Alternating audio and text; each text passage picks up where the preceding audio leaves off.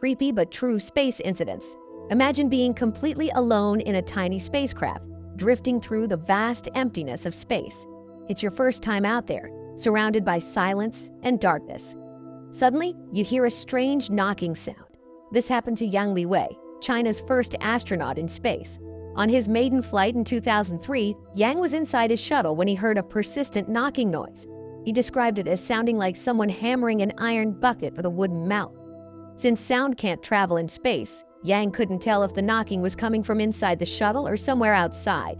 Nervously, he looked out the porthole but saw nothing that could explain the strange noise. After safely returning to Earth, Yang tried to explain the knocking to experts, but no one could recreate the exact sound he heard. What makes this story even stranger is that other Chinese astronauts later reported hearing similar knocking sounds during their missions in 2005 and 2008, adding to the eerie mystery.